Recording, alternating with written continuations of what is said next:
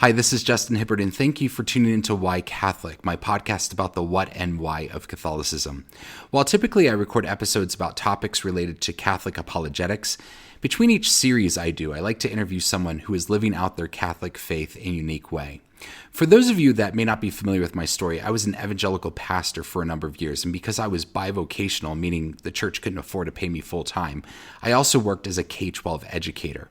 For 5 of those years, I worked at a Catholic school. I always felt a little awkward and out of place, me, a Protestant pastor working in a Catholic environment. Well, during my last year there, I met Katherine Mosco, who now is Katherine Mosco Depfer. She was this bubbly young theology teacher and just the nicest person to me. We've kept in touch via social media over the years, and she's gotten to watch my conversion to Catholicism and has periodically chimed in and cheered me on along the way. Recently, I made it back to my hometown in Maryland and got to meet up with Katherine in person. It's been over a decade, and I got to hear her story, how she grew up Catholic, walked away from her faith, and then had a dramatic reversion. And I was like, Katherine, you need to come share your story on Why Catholic. I think it will especially speak to parents and teens around the world. So today I'm delighted to share this interview with Katherine Mosco Depfer here on Why Catholic. Just a quick note, we had a few connection issues at the beginning of this episode, so if you hear her cutting in and out, that's only the case for the first part of this interview. And if you're listening to this interview, know that you can also find it on the Why Catholic YouTube channel. Link is in the show notes. Without further ado, here's my interview with Katherine Mosco Depfer. Katherine, thank you so much for joining me today on Why Catholic. It is a pleasure to see you again and have you on here. Thanks, Justin. I'm very excited. And I have to say, I'm a huge fan of your podcast. I also want to say I was a huge fan of your podcast before Why Catholic. Politics in Plain English, was that Ah, what it was okay. called? Yes. And I want to tell you, I was a fan of them, that and this one for the same reason. Taking all these topics that can be bringing it to an accessible level for any learner, any theologian, anyone who's interested in any of these topics, no matter their denomination. So it's hard to do in an authentic way, and you crush it. So I'm just excited to be here. Oh, that means the world to me, especially coming from you. So thank you so much. Well, Katherine, I want to jump right into your story. I did not know a lot of the details. I had met you when we were working at Spalding together. You were a theology teacher or working in the religion department as a teacher, and I was an ed tech director, and I was a Protestant at the time. And then came across you with this bubbly personality but I didn't know a lot of the things that had been going on. So I'd just like to take a step back and have you walk me through some of your story and especially how you got to this reversion and who you are today. Sure. It's interesting because when people meet me now and I share glimpses or a story here and there, they're like, are you talking about the same person? Like, that was you. And I'm just like, yeah, it's an interesting life. And if I were ever to write a book, it would be about my life because I have experienced things um, that are truly profound in a faith way in my Catholicism, but also profound in the way of the world. And so it's interesting to just kind of like journey through this, and sharing my testimony is a huge part of what I believe my vocation is.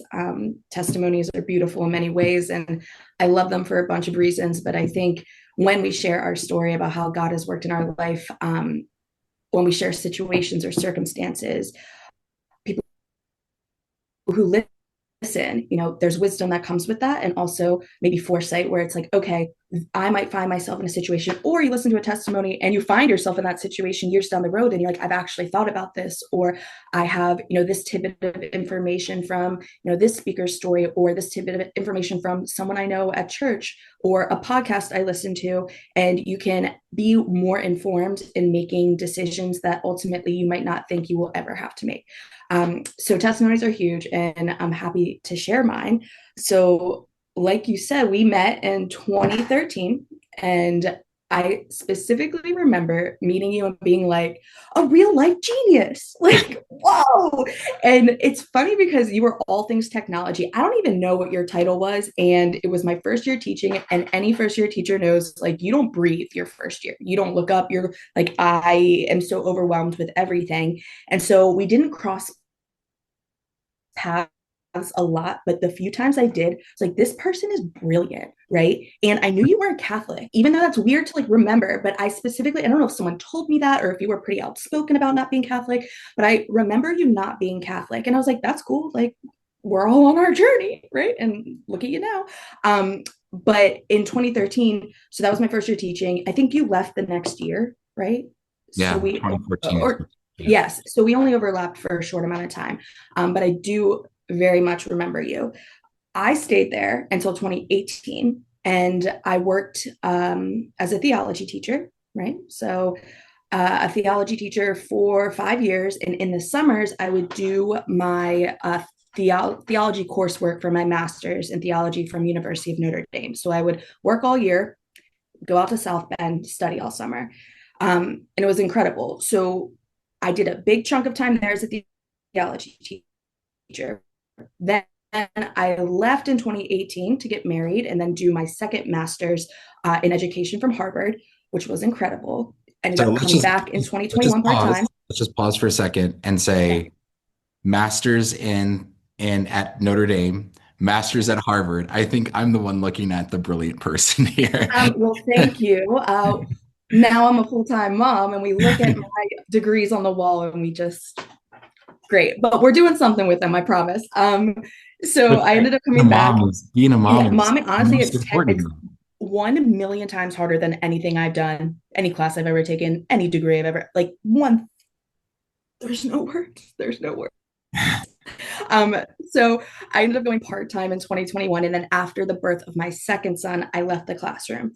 Usually, when sharing my story, I just kind of lump that all together and say I was a theology teacher for almost a decade, right? And so starting there, we can work our way backwards on my upbringing and all of that. But that's where I am now, home after 10 years of the theology classroom. I do a lot of ministry work. I'm married to a very Catholic man who also has his master's in theology and moral theology from Holy Apostles Seminary in Connecticut, I want to say. So as you can see, our bookshelf is just full of theology. It's our thing, and we like that it's our thing.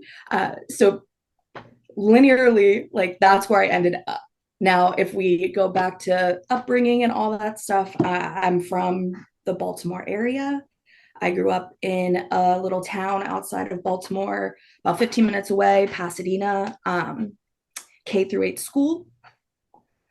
I was active in my faith. My parents got us baptized, did First Holy Communion, went to a Catholic high school, Spalding. So that is my alma mater as well. Active in youth ministry. I did, retreats and camps, Catholic Heart Work Camp. It all makes sense if we pause my life at 16 years old and then fast forward to like 23. There's a through line there and it makes sense. It's like, wow, she was raised Catholic and brought up in the church, and she has this great background of active in the church and active with her peers and Catholic education. I mean, even through my undergrad and master's, it was Catholic education, right? And then you become a theology teacher, and you're now speaking at churches on the weekends and leading young adult groups. It makes sense. But there's a huge gap in there. And that's the gap that people really don't know. When we had lunch, you're like, whoa, where turning away from God was my MO. Like turning away from grace, all the grace that was given to me through those sacraments as a child, through the religious education, like I didn't want it anymore. And it's really hard now as a parent and as a spouse and as just a human in this world, and as a practicing Catholic, to look back and be like, that was me. And we'll get more into, that time period. But yeah, as far as upbringing goes, it's the classic story that I think a lot of people relate to, where it's like, why would you ever leave? Like, my parents did everything right. And like, kudos to them, because ultimately I did come back to what they taught me. And I want to be very clear on kind of like my upbringing when it comes to faith. We were culturally Catholic, like in every sense of the word, Italian family, mass every Sunday.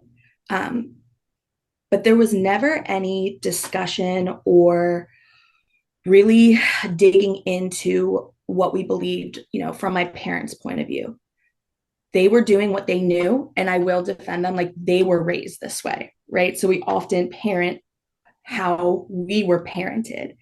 And I love and adore my parents, and they did an incredible job raising us, right? And I speak so highly of them, and even they watch my kids all the time. They're still in my life. I'm so lucky. And they did what they knew, right? They come from a really small kind of nook of Pittsburgh, Pennsylvania, right on the Allegheny River. It's called Morningside, and I promise this is relevant. And it's like a 7x7 grid, right? So it's this like tiny little kind of I don't know, what are they called, boroughs, or like, I don't know, a little like neighborhood, right? And it had its own identity, and they were all immigrants. They were all Italian or Polish immigrants. The whole little town of Morningside. My parents could name every family and every house in that 7-block radius, and right in the middle was the church and the school, St. Raphael's. Everyone went to that church and that school. The whole community was dictated by, what the social events were, what the church was doing that weekend. And every, family had their kids in different grades, and they would hang out on the weekend. I mean, it seemed incredible. And I love when they tell us stories, but I know, knowing my grandparents, they never came home from Catholic school and they're like, what do you think about Jesus? Like, what did you learn in class today? Like, how do you feel about getting confirmed? Like, it just was part of the culture, right? You went to St. Raphael's, and then if you're a guy, you went to Central Catholic. If you were a girl, you went to, it's called Oakland Catholic now. I think the name's changed. But for my parents' experience, there was no kind of pushback, right? There was no challenge. It's just who they were. And we were raised in our Catholic bubble. And even though I went to Catholic school my entire life, I was never challenged on what I actually believed. And I have termed this something, right? So like, I have come up with a term for this. Can't wait to hear. And okay, so stay with me. It's called the Catholic heap, right? And it's this just mountain of knowledge in your brain somewhere, or just words, really. This heap of that you would have to like sift through. It's like, okay, I know the event of the Annunciation in Scripture, but never once have I tied that into who I am or salvation history in general. I know, the major saints, could give some good facts. Okay. What does that have to do with me? Right. Or the Catholic heap would be, Mass. Ooh, I never understood the importance of Mass. I hated going on Sundays. I didn't even, if you would have asked me, I wouldn't even have said the Eucharist was the most important part, because it was never really emphasized in like our family. It was just like, yeah, we got to go to church, and you say hi to your friends, and then maybe you go to lunch afterwards. Or so I knew when to stand, I knew when to sit, I knew when to kneel, I knew the prayers, but I never let any of that become internalized in a way where it changed me, right? Where the truth of the faith meant something.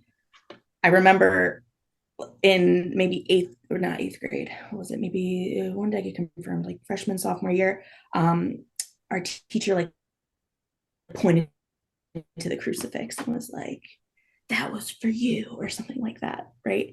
And I was like, that was like 2,000 years ago. Like, what does it really have to do with me, right? And it's like, I never said that out loud, right? And even if I did think it, I wasn't going to go home and be like, Mom, Dad, what does the crucifix have to do with me? Because it wouldn't have come up, right? And so this Catholic heap that I refer to is what I think a lot of people leave the church because, and it's this not proper scaffolding. And I think we've kind of talked about that of knowledge. Yes, going through the grade levels, it gets a little bit more difficult. But if we don't understand the basics, like you're not going to be able to tie in the more complex or intricate, and all of it is the mystery of faith, right? So there's so much that the church offers, and there's so much literature out there, right? And something like the catechism, which is just chilling right here. The catechism, I didn't even know what that was until I became a theology teacher. And now they have youth catechisms, right? Like for all ages, where if you're really interested in knowing what the church teaches, it's right there, right? And so all these things that were kind of pushed to the side for 16, 17 years of my life, they started accumulating, right? And ultimately, I guess Socrates was like, an unexamined life is not worth living, and an unexamined faith, it's not worth having, right? And so when I graduated high school and I found myself 4 hours away from home in a new city with new people, no one telling me I had to pray, or no one telling me I had to go to church, like I wasn't going to do it, right? So I tasted, yeah, okay, yeah, let me interrupt sure. you for just a Sorry, second because I get pumped. Like, no, it's okay. This is great. I did not grow up Catholic, and so I'm always sort of like I want to kind of get into your mind as to like so take me back to teenager Catholic. mm, And what did you think about things like the sacrament of of reconciliation or the sacrament of mm. confirmation? Like, did it was it just like a rite of passage? Is this something we do? Was there any kind of like, I'm always I'm struck by how many people go through confirmation and have no idea what it is. So Right, I'd love to right. take it. So I use the term culturally Catholic there a little bit, and I like to pin that against like an integrated theologically Catholic, which that's like a lot. It's a big mouthful for a family lifestyle, like an theologically Catholic family versus culturally Catholic. I did not realize that there were not Catholic people until high school. And it's not, because sometimes it just doesn't come up, right? So when I went to like soccer practice, where it was, a mix of all the kids my age, in my head, they had to be Catholic, right? Like, because like that, everyone I know is Catholic, and it wasn't anyone's fault there. Like, it's just you're in Catholic circles, right? Even in school, now being a teacher, some of those kids at that school weren't Catholic, but I would have never known that because in my head, well, we're at a Catholic school, everyone's Catholic here, right? It never crossed my mind that like my culture, and that comes from just growing up, my culture wasn't everybody else's culture, right? So when it comes to things like the sacrament of reconciliation or the sacrament of confirmation, I thought everyone was doing that, right? Like I thought that that's just the way the world worked. And that's a little bit of ignorance, but also you're a child, right? Like you receive your first reconciliation before you get first Holy Communion. You're 8 years old. And so when you're 8, you don't really have a worldview yet. It's you just are what you know. And so when it came to things like that, I was just like, oh, I know that my sins are forgiven. Great, like I want that, of course. And as an 8-year-old, yeah, sure. Um, I knew that confirmation, you receive special graces. I don't remember anything in my sacramental prep, which is really sad. I don't remember a single theology teacher from my high school years, which is really sad. I don't remember, like it's like there was no impact there. I did not have someone that I had as a child that I looked up to as a role model of faith, and I was like, I want to be just like them. Or our parish priest was great. I'm sure he was great. I don't even remember it. Like that's like like I'm just like it's no. I do remember Our Lady of the Chesapeake. He was awesome. But we went to a few different churches growing up, so it's just one of those things where I didn't think about it. I didn't think about it because I thought it was just, part of life. And just like you would be, applying to high school in 8th grade, you would be going through the sacrament of confirmation the following year. Like it all was the same to me. There was no differentiation between, my Catholicity and just like who I was. It was all just kind of one thing that was never analyzed.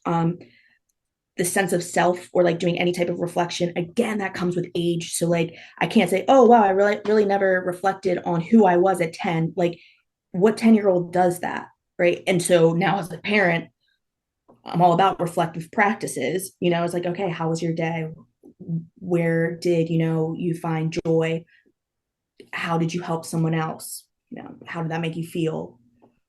Where did we struggle? Do we need to stay suffering? And just starting that now, right? Because I don't think I don't know. I just don't remember doing any self-reflection. So yeah, when it comes to like what did I think of all of that, it was just part of life. Part Hmm. of life. And I have written like letters from freshman retreat, senior retreat from high school where you write a letter to yourself and it's very vague, but it is like, I believe in God, right? There was, but I could tell it's regurgitation of that Catholic heat.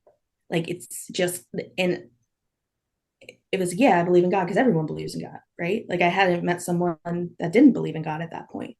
So it's like, why wouldn't I? Like, that's weird. So when I say challenge, like I was never faced with someone being like, what do you believe? Right. Because everyone believed the same thing. So if you're never challenged or you're never doubting, like, so I think doubt is such an important part of belief. Like being challenged on your faith makes you able to articulate it better. So when we don't challenge our young people,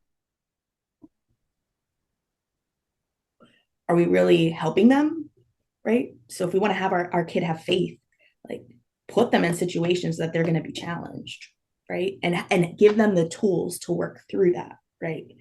Make sure that they are well versed in the faith enough to speak about it in an intellectual way. And I think of your kids, but we don't have to get into that. I love the story you told me at lunch and their ability to articulate the faith. I think that's amazing. And I hope my kids do that, right? So Yeah, so sometimes there's always the glimmer of hope as a parent, right? Like please turn out okay. Like um if you could go back and maybe this is a question more a little bit later, but if you could go back and say, okay, and maybe give advice to your teachers or to your parents, how would you say like this is the way you need to catechize Catherine? What would you say?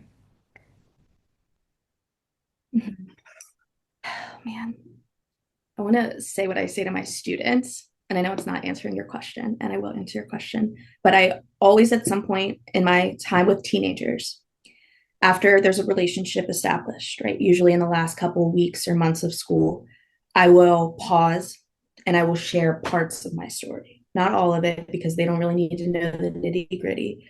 Um, but they can tell through the whole semester that my teaching comes from a place of experience. And I've even read that on my reviews and stuff. It's like it's really authentic because she can relate to many of us who don't believe. She can relate to many of us who are struggling with our faith.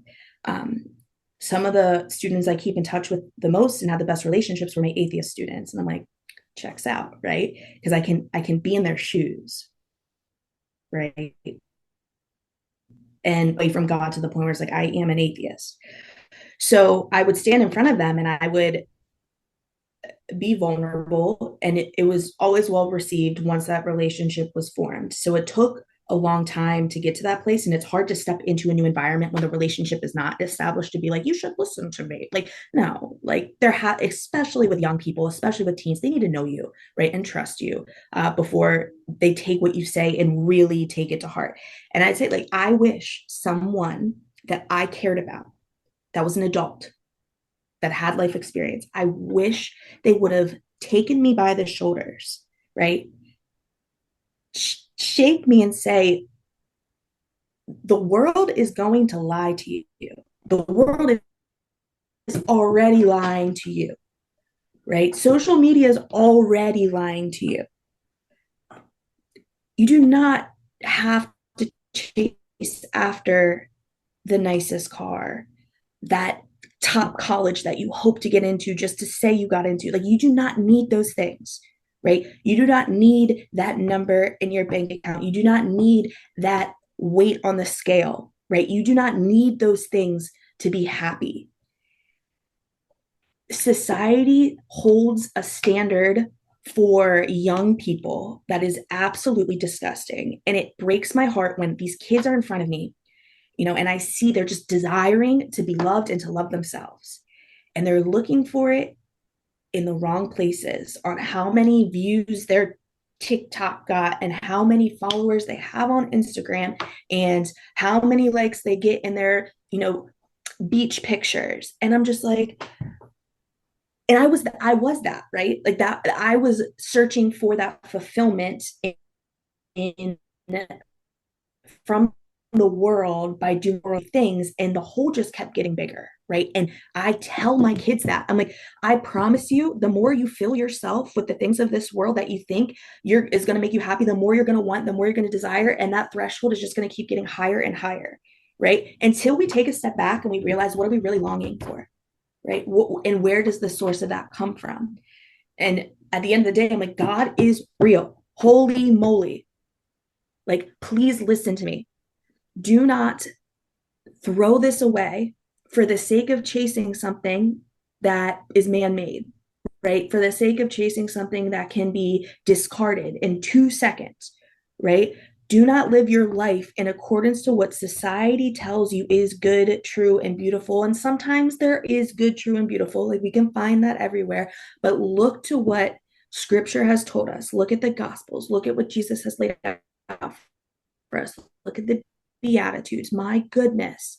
Like, that is where you will feel glimpses, and we cannot be truly happy on this earth, right? Like, it's not possible. It's an emotion like all other emotions, is fleeting, right? But that's what we are all desiring. It's like, look to what the truth that has been revealed to us and follow that. And that's where our like fulfillment and sense of, self in relation to God, which is huge. And I'm like, I promise you, you're not going to figure it out on your own. Like, you are a beautiful son or daughter of the Lord. And once you acknowledge that and start living your life in accordance to that, you will become who you are meant to be. And on top of that, you will feel your most authentic self because you were living out the plan that God has intended for you, with your skill sets, with where you live and what time period. Like, it's all unique to you. And that's the beauty of our faith. So I know I'm not answering the question, like what should have an adult done for me, but it's kind of what I want to do in the classroom for my kids, right? For my students, where it's like, I want to share my testimony to the point that I can with you, because I always said, like, it's not appropriate for a high schooler. It's just not appropriate for me to, reveal all. But I'm like, I have been through things and seen things and experienced things that I wouldn't want any of you to experience. And it was when I said God isn't real. And it's when I said that my actions don't matter. There is no truth. There is no right and wrong. Reality is what I make of it. Truth is what I want it to be. Like, when everything became subjective, there's no direction in that. And ultimately, it leads you down a path that is the opposite of what God intends. So, yeah, I like to have it like be a adult role model to them. And sometimes I have kids that are like, nah, I don't want a piece of the cake. Like, I don't want it, and that's fine. That's our human nature. That's our free will. And I think that's beautiful too. But for the most part, I have kids that come back years later and they're like, you're never going to guess. Junior year of college, I was in this situation. I remembered what you said and I got the heck out of there. And like, that happens all the time. And I'm just like, thank God. And if I wasn't, if you weren't on my roster, if I wasn't your teacher, you would have never heard that story. And that's God working, like God's providence. And I'm a walking example of God working through plan A, B, C, D, E, F, G until I chose him. Right. And so I want to be a voice to the kids that I'm like, you can choose them here and now at 16 years old, and like not have to put yourself, your family, your friends, everyone through hell and back. Right. You can do that now. And I've had kids that are far beyond like where I am and was, and they choose God at 11, at 12. They choose them at 18. I just had 2 kids get baptized this year at 18 years old into the Catholic faith. Like, I see kids every day that use their free will to choose God and they don't look back. And how badly I wish that for myself when I was that age. And how I support and applaud and do whatever I can. I pray for them constantly for them to stay in it, right? Stay in it. Don't waver. You heard truth. You latched onto it. And I wish that for myself. So I hope that generally answers the question. But I yeah, I think wish I would have had an adult in my life that would have been like, it's real. so. I think that's something I picked up on here is you like because you went to all the classes, right? You had catechists, you had Yeah. Catholic teachers, Yeah. right? So Yep. so even though you may not remember them, they were there and they were probably sharing this truth They with were you. there. Had to But be. maybe not Hmm. someone that was personally invested in you, I'm guessing, and someone that could grab you on the shoulders and say, Catherine, I want you to understand that, and someone that speaks deeply and personally into your life. Would you say like maybe that would have made a difference? It would have. It would have. And I'm like racking my brain right now to try to think of someone. And I do remember a few youth ministers, but also there were 50 plus kids in youth ministry, right? It wasn't, and it was once a week, if that.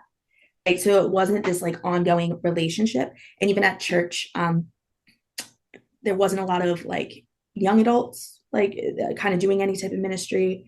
And my parents, they wanted us Catholic, right? They wanted us to enter. I know they desired that for us, right? And again, it's not their fault that they weren't taught the proper tools. And like even now at church, our church has a whole family ministry where it's like we teach the parents how to teach the kids. And that is so important where it's like that it's not something for a lot of people that comes second nature, right? I'm a teacher, so it makes sense that I'm able to do these things with my kids because I have studied the psychology of children, from birth to adolescence, even adulthood. I know how and the way to word it and what resources to have. My parents didn't have the internet, right? They didn't have these resources that we have today, like, and that's not on them. They did the best they could.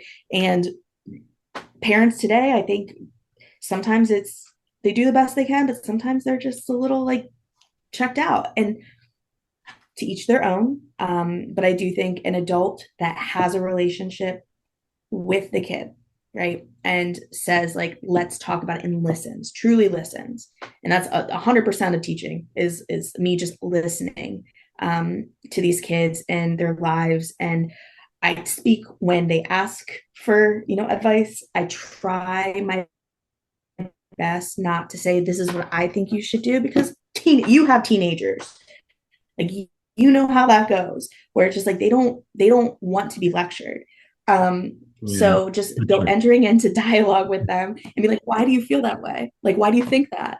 And so it's nice. I miss it so much, and I'm sure you can tell that I miss it so much. It's just it was not just a job. It is like a life's vocation. And a lot of my kids, when I tell them, I went to Notre Dame, I went to Harvard, they're like, why are you teaching us? And I'm always like, this is where I want to be. This is where I'm called to be. I don't want to be anywhere else. Right. I mean, yeah, it's cool. And you can say, your teacher went to Harvard. That's fun. It's fun for me to say that. Right. But at the end of the day, like, it's not about, right. I'm in like on the ground doing the work that a lot of people, the a lot of people, yeah. And guess what? They need it, and it's fun. So I enjoy it. But yeah, it's definitely an experience working with teens all the time. So, Catherine, I think that a lot of people, I like to call this like everybody has to have a conversion moment, right? Like, it's one thing, like I see your passion for like, I wish the people I teach, I wish they'd get it, and I feel that way about my kids, especially like, oh man, I pray that they make good decisions, whatever. But I also recognize that everybody needs a conversion moment in their life. Yeah. And for some people it's pretty dramatic. And I think for you that was the case. So walk me Yes. through, you left high school, you had this Catholic upbringing, you had Catholic parents, you had this Catholic culture, the Catholic bubble, you lived in the Catholic heap, and then you Yes. went off to college. So walk me through that. And it's funny because I went to Duquesne University for my undergrad, which is a Catholic school, right? And it's not why I chose it. But it's funny to look back and be like, there was an opportunity there for me to practice my faith. And college is really what you make of it. Any experience is what you put into it is what you're going to get out of it. So when I got there, I was 17, right? So I graduated fairly young. I did not turn 18 until 3 months into my freshman year. So I'm on the younger side. That has never been an issue before. I've always been fairly social, good at school, if you will. So it wasn't that it was challenging in an academic sense or a social sense. It was challenging because I have never been on my own or tasted freedom like that before. And I want to kind of focus on that word freedom, because a lot of people have different concepts of what freedom is. And I'd like to use JP2's kind of an analysis of it. So it's not an exact quote, but it's attributed to him, that freedom is not what we want to do, but what we ought to do. Right. And my concept of freedom, when I was by myself, 4 hours away from home, where no one knew me, I could completely reinvent myself. That freedom was, I'm going to do what I want, right? Everything to this point, especially Catholicism, was something that someone made up for me not to have a good time, right? These morals, these teachings, the ethics, tenets of the faith. I'm like, you know what? I think that was all just baloney, right? I'm going to call my parents' bluff. I'm going to call the bluff of the church. It's not real. And at 17 years old, and you can meet any 17-year-old, they think they know everything, right? And I full blown was like, I have solved all of life's mysteries. This is all made up. And I'm going to, interact with this freedom in a way that I think is fit for me. So there wasn't a moment where I was like, I'm now an atheist, because I don't think I cared enough, right? It wasn't something that I thought about a lot or contemplated what I believed. So I think it was a very easy, natural progression of that kind of Catholic heap that was never dissected and never internalized, for me to just say, okay, well, there's that. This is my new life, and God's not going to be a part of it. And it was easy because a new place, new person, right? New people, new experiences, and everything that happened 17 years up until this point.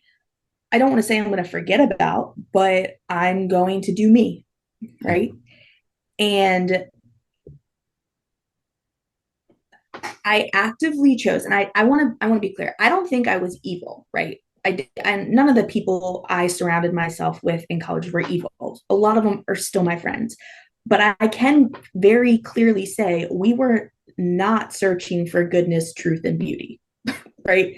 I can very clearly say that our actions, the impulsivity, what I prioritize, none of those things were in alignment with anything that God intended.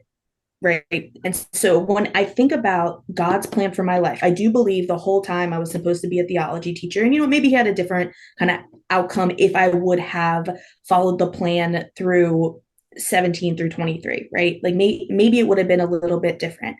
But what I do know is that I had zero intention of doing anything in alignment with the church or anything in alignment with a faith or a set of standards. So basically what I said was, God's not real, therefore truth is not real, right? Everything became subjective. My actions, they did not matter, because there is no right and wrong when everything's subjective. And oftentimes it's always relative to what other people are doing. Well, I'm not a bad person, right? Because this person's actions are way worse, right? I'm still a good person because I'm not, actively doing X, Y, or Z, right? It becomes completely subjective. It becomes completely relational too, like where you are, what you're doing, who you're with. Like you can always say you're a better person, than the person next to you, but where's the standard, right? There is no standard. So it started off like small, I want to say, when we talk about, living a life of sin, and really like being shackled to that sin. And yeah, so like small things. So, I like to stay up late, and I still like to stay up late. But when you're in college, you're like, okay, I'm gonna, stay up all night and I'm gonna sleep all day. But there's a thing called classes, and they were inconvenient for me. And so I was just like, if I, keep these, right, I can casually, go to class when I want to. And there were some courses that it was mandatory attendance. But if they were large enough, I would just get my friend to sign me in, and I'm like, that's not lying because I'm still doing my work, right? I'm still doing my homework and I'm still taking the test and I'm not cheating. So therefore it's not bad. I'm just not going to the lecture because I already know all of this, right? I'm not going to the lecture because I'm still getting an A and I didn't even go to class, I can teach myself. And honestly, it puts a lot more pressure. It's bad, right? You get stressed out because you're like, am I going to fail because I'm not going to class? Did I miss something that was super important? You're anxious because you're like, does the professor recognize me? Does he know I'm not? Like, there's all these things that kind of come into play when you start doing start lying. Like, when lying is wrong and it's referenced in scripture so many times, so many. It's like, what does it say in scripture? It's like murdering your brother, Mm-hmm. right? Isn't it like, yeah. And I'm just like, oh, but to me, there's no God, there's no scripture, there's no gospel. It's none of that, none of that. So lying didn't really matter, but that snowballs, right? Because when you lie, you have to remember your lies, right? If I told one professor, sorry, I can't make it, I would use every excuse in the book sometimes, to get extensions because I wasn't going to class. And it so then I'll see him like, oh, how, my dog died or something like that, like something crazy. And I'd be like, I'm going through some personal drama. And they'd be like, how are you? I'm like, I don't even remember what I told you. Right. Mm-hmm. And so when we say like you become a slave to your sin, my example is lying because you have to remember those lies. And then it goes on a social side of things too. Say, I wanted to go out on a Friday night with some friends, but then I found a better party and I lied to those friends saying, I had to stay in and study because I have to, whatever. And so you have to remember the stories you tell. And those stories can get out of hand, right? Those lies you tell can get out of hand. So it starts off small, like I'm going to get my friend to sign me into class. You get away with that, no slap on the wrist. Like and then it gets bigger and bigger. You start missing entire semesters of class, right? In my case, school was not difficult. So I thought it was fine, right? But ultimately, I had to repeat 3 or 4 classes because of the attendance policy. You know how much money that is in college? Like, that's a whole semester right there. So the time, the money, like that impacted the consequences of my actions. Oh no, consequences of my own actions, right? But in my head, I'm like, still not doing anything wrong, right? And like my parents are probably going to listen to this and they kind of know like the gist that I had issues like going to class, but it was bad. And I ended up graduating, 3.4, 3.5 from undergrad.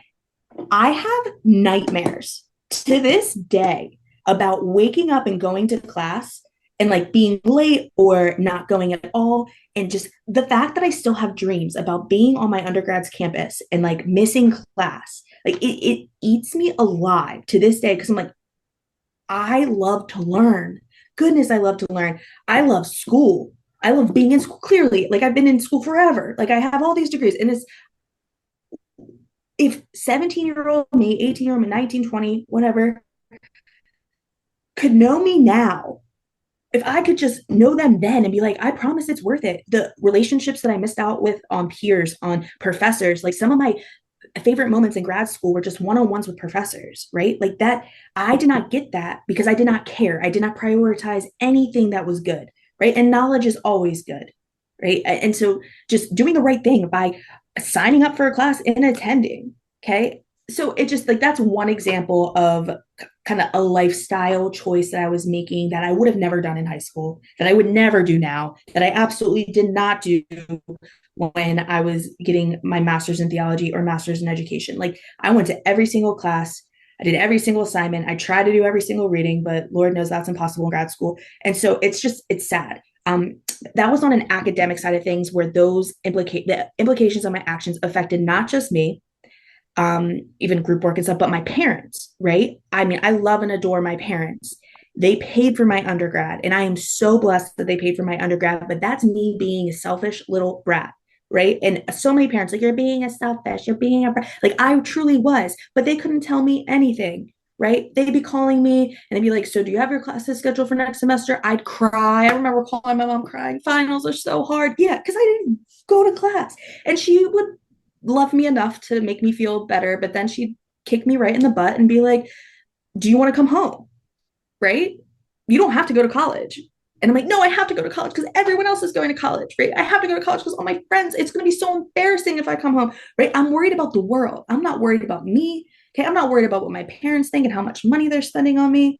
It was so self centered. And that's what happens when you become your own God, right? That's what happened. I became my own God. I became the legislator, the ultimate legislator. I made the laws. I was the judge, right? My action, I was the only one that was seeing my actions, and I was holding the moral code myself, and that code got lower and lower and lower and lower until I find myself in places that around people, I'm like, how the heck did that happen? And I'm like, oh, it's because I actively chose things that would hurt me, and I knew they were going to hurt me, right? But in the moment, I'm like, I'm invincible. Like I can do anything I want. And so I was young, I was dumb, and I mean, like ultimately, it got me in some pretty dicey and messed up situations.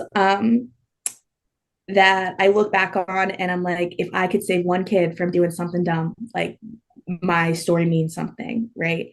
And so it's hard though to wrap my mind around how obsessed with the world I was and obsessed with how others perceive me. I wanted to be the fun, like crazy, like go getter. And like that's how I was known for almost 5 years of my life. It's like, oh, Kat, she just showed up. Like things are about to get crazy. Like, and and now it's like there's a positive side now where and it's like, oh yay, like you're fun to be around. But I'm like, yeah, I'm also not blacked out. Like it's more fun when I can hold a real conversation with you and this is still enjoyable and I'm not dying, right? Like, and I'm not on the side of the road and I don't remember what's going on and I don't know what I've put into my body and I don't know the decisions I made or who I was with. And so it's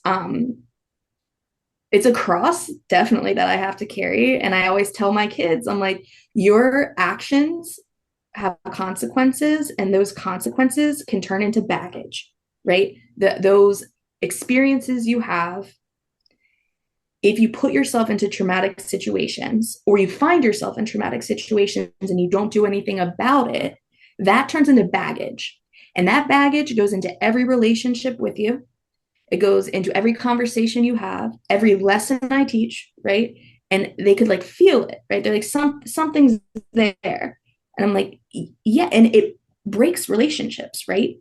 It destroys any type of relation. And even like with my husband, like I have an angel of a husband. And we both have these stories of like going away from God and then ultimately coming back. But the baggage that both of us carry, like from that time period that seems so long ago at this point, right? My 20s seem like a different life, but I can still feel and like deal with the repercussions of my actions because it's like, oh, memories pop up, right? Memories are a crazy thing where I'm like, with my kids and like holding them and like just wow. And then all of a sudden I'll be taken back to 2 a.m. walking the streets by myself because I don't know where I am. And it's like, how did I get here? Where it's like the fact that I'm able to hold my beautiful children, the fact I'm alive to have children, right? And the fact I cared so little about myself and about my future and about my future husband, about my future job, future kids, that I would actively put myself in situations where I knew there was danger. I knew there were drugs. I knew there were people that had weapons on them while drinking. Like I actively put myself in those situations and I thought, nothing's going to happen to me. And I'm blessed that I made it out alive. And there were a lot of times we came close, right? Where it's like, damn, I probably shouldn't have done that. But the more times I put myself in those situations and the more times I came out of those situations, the more invincible I thought I was, right? So it's like this repetitive, like it's again, like a lifestyle, it snowballs and you get sucked into something, you lose your identity so much that you become a shell of a human. That shell of a human only puts in things that bring pleasure or some type of meaning, and it's all worldly, right? Like you have a shell of a person that's walking around aimlessly, filled with things that don't matter. And how are you going to treat yourself and others when you are that shell of a person? And not good. The answer is not good. The I answer is think not. I think something that's so interesting that you mentioned is that you love learning, right? Yeah, And you love to learn, you love school, and not everyone is in that same boat, but that is who you are at your core. And the things that you were doing and walking away from your faith was actually taking away from who you really were as a person. And so even though you kind of you talk about this freedom, like we think about this like, oh, I'm going to be free and I can reinvent myself. Doing those things actually took you away from that freedom, from finding out who you really were inside, huh? I agree. And it's interesting because when I recall college, one of the things is like my lack of focus on academics. And I've never really thought of that before, Justin. And so I'm like, oh my gosh, like it was pulling me away from not just God, but who I was and God's plan for my life. And so the devil works in crazy ways, and the spiritual warfare is so real. And I think all of my insecurities were the one things driving me, right? And that's what temptation is. That's what the devil does. It's like, okay, where can I get this person? And mine was like, I wanted, to be popular, and I wanted attention, and I wanted, people to like me. And so I was sucked into a world where that was the focus, right? That and it's so sad because I just think of the other path, right? Where there's a chapel on campus, active campus ministry, and not even just my faith, like just goodness, right? Like I could have, still gone away from the faith and been good still. Like when I say I went in the opposite direction, like I wasn't even trying to be a good person. Hmm. Like, so it's hard to reconcile my actions then with who I wish I would have been. So it's hard, like looking back sometimes. And like when you say that, it's like, yeah, taking you away from what you love. And that's ultimately what it was doing. Like all my actions were taking me away from love in all sources. Hmm. And even the relationship with my parents during that time was brutal. Relationship with my brother, I have a twin brother, like not great, right? I just think of the people like closest to me, and it's like that they those relationships didn't matter then. And I mentioned that there's a chapel on campus, and it's funny when I tell my students part of my story. I'm always like, I went to the chapel, or it's a church. It's a church. It's like the oldest church in Pittsburgh and has the latest mass. It's beautiful. I shouldn't say oldest, but it's 1878, so it's very old. And I went two times, and that's when there was the death of two students on campus. Hmm. And so to pay my respects, they had a service, and I went, right? So those were the two times. I don't tell them about the third time where, and I actually don't know if I've really shared this with many people, but there was a night that I was out, and I don't recall how or why or when, but I came to in the church on campus, and it wasn't like super, it was like 1 a.m. It's definitely locked. They locked that building. Don't know how I got in. The lights were off. I'm in the middle of like the sanctuary, like so like at the kind of like before the altar, like at the foot of the cross, and I just kind of like come to, right? I'm not like on the ground. I'm not past that. Like it's not like I'm like walking, right? I'm like in a walk, and I'm like, whoa. And I'm like, how did I get here? Like, why am I here? Right. And I have, so like a memory like that where I'm like, damn, like he was calling the whole time. Of all places, after a night of drinking or at the bars, like what, like, I don't even know. I don't even know where I was that night. And I just remember coming to and being like, I'm in this, and I had been there two times previously. I'm just like, why am I here? Right. And we joked about it the next day. There she goes again, like, and that was it. That was it. That wasn't my conversion moment, right? Like, it wasn't like, oh, I need to change my ways. I need to, like, something's deeply wrong with me, right? That moment never happened. It was more like I got out of the building. I checked to see if the doors were locked, and they did behind me. So I'm like, how did I get into this building? Like, how did I get into this building? And yeah, I was known for scaling buildings and climbing through windows. So like I could have done that at the chapel, and that's terrifying to think about. But I again made it out alive. And I'm just like, how the next day we just laughed about it at brunch. Like it was just like, oh, you did what? Like you ended up in the chapel. Like, oh, that's great. And I'm just like, that's not, oh, poor Catherine. Like poor Cat. Like, just like I was searching and like desiring something that I knew was not the answer in what I was doing at the time. And like the fact that I couldn't realize that then, right?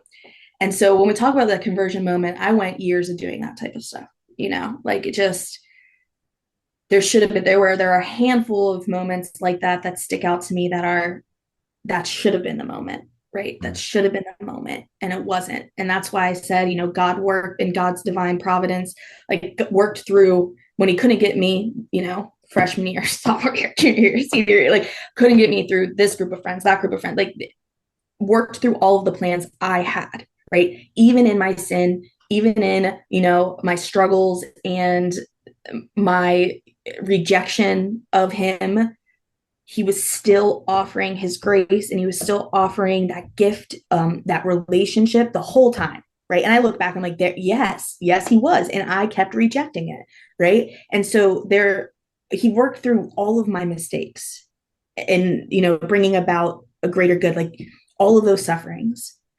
God works through to bring about a greater good. And you'd be like, oh, that's a bunch of BS. Like the cross, that is the ultimate sign of suffering. That in like Jesus Christ himself, if you think about his passion, even his life, but just his passion, like the immense amount of suffering that man, remember, man, human, fully God, fully man, but human went through, human suffering, physical, emotional, spiritual, right? Like to be mocked and belittled and stripped, like that emotional turmoil, but then have your skin ripped off your body and then nailed to a cross and bleed out and die of asphyxiation, like that is extreme pain, right?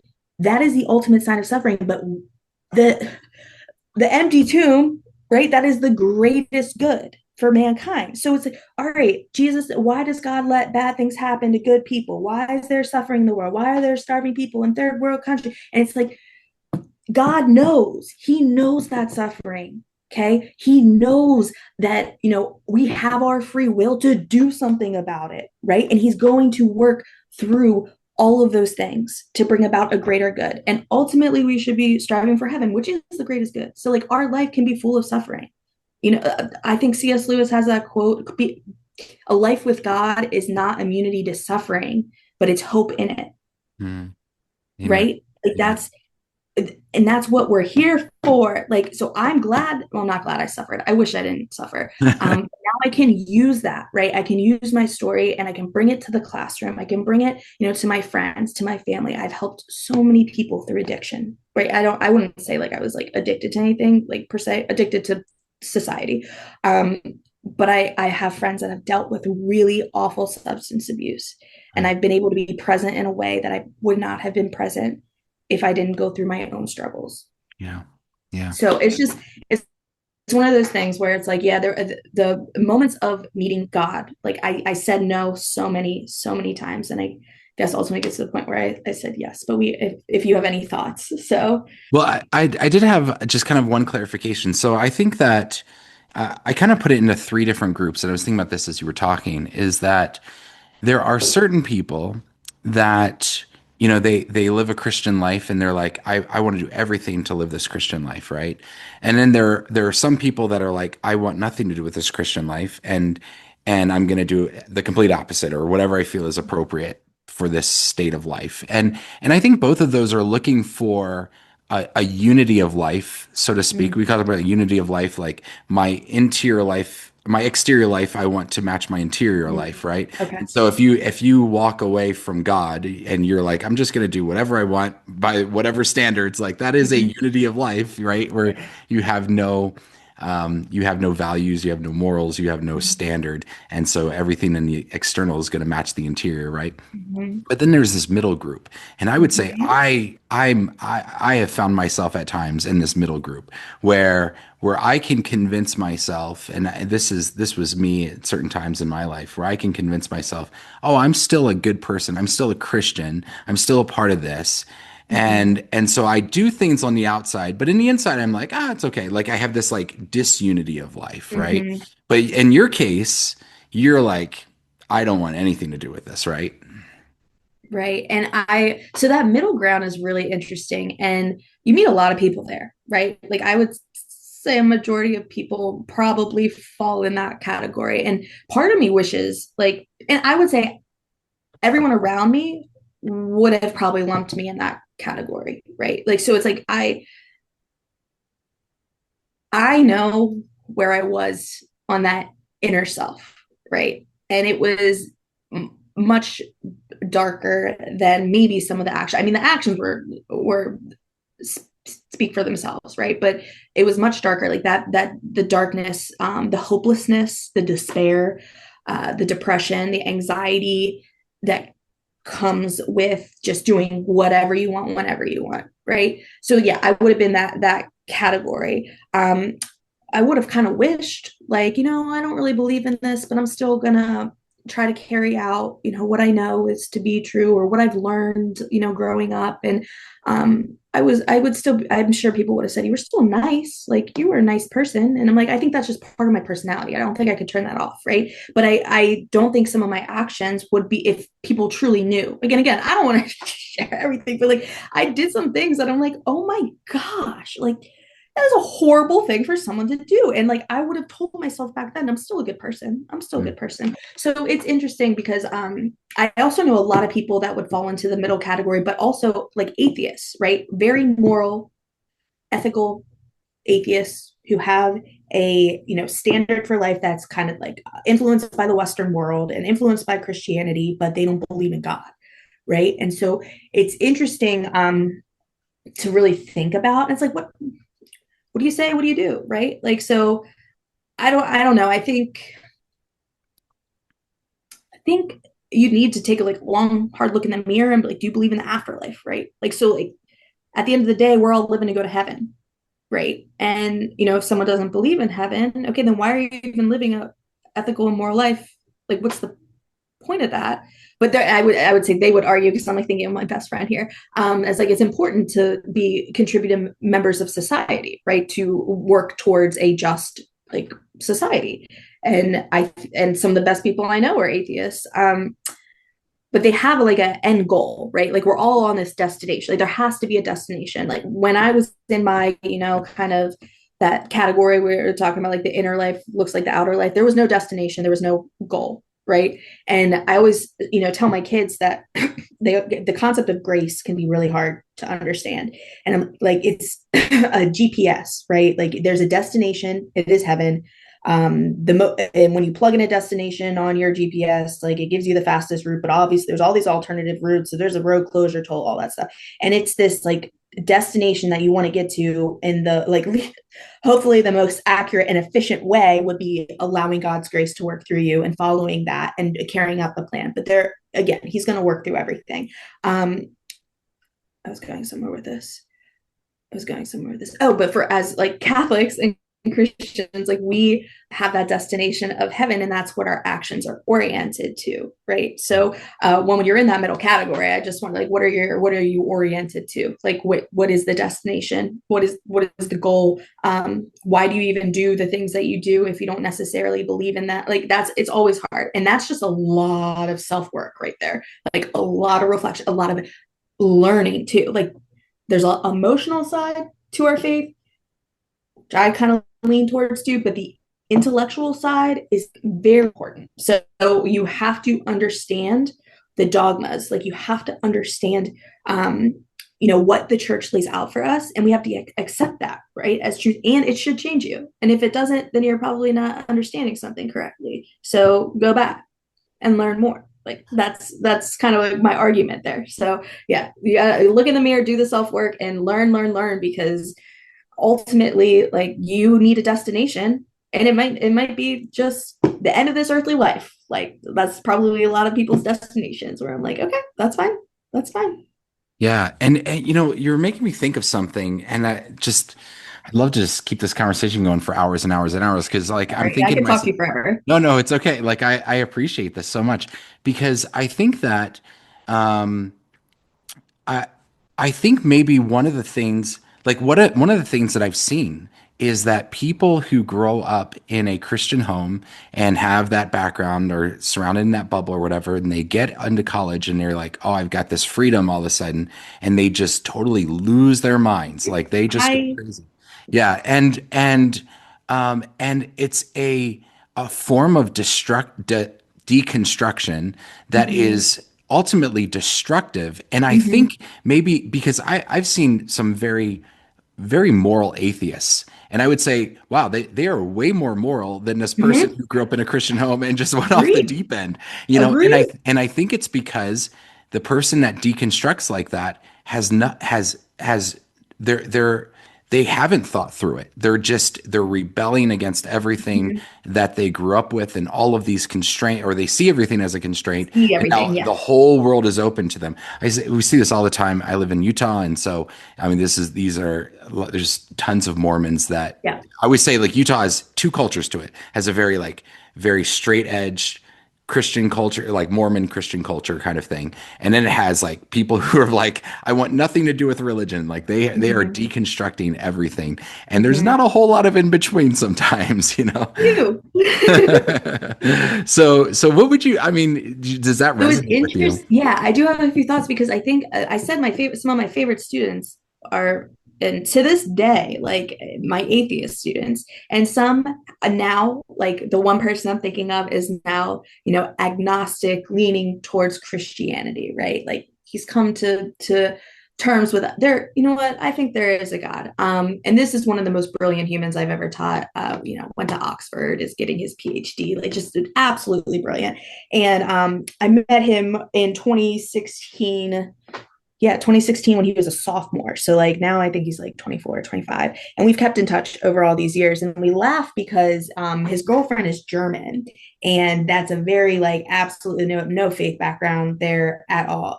And he'll talk about his Catholic high school. And he had a great experience, right? And she's like, that's so weird that you keep in touch with your theology teacher of all teachers. Like, he's like, no, like those were my people. And it's like I was atheist, but they were amazing human beings, right? Like he would be popping in after school, just chit chat, let's talk. But he did the work though. Like I appreciated him in his atheism because he thought about it. He came with arguments. The deconstruction there, and he was raised in a fairly religious like household, and so it just I appreciated the effort he put in and the continued learning he did.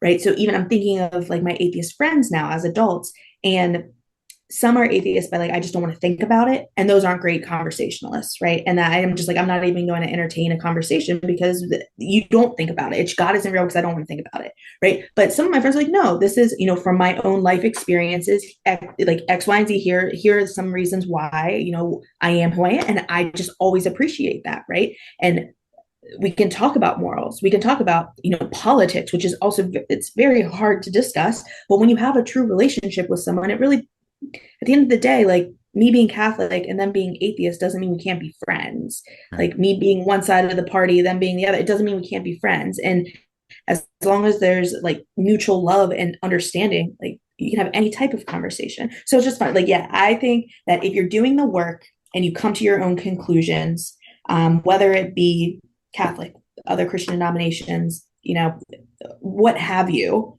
atheist, agnostic, whatever, as long as you're putting the work in, like I don't have a problem with it. And I think you're searching, like actively searching.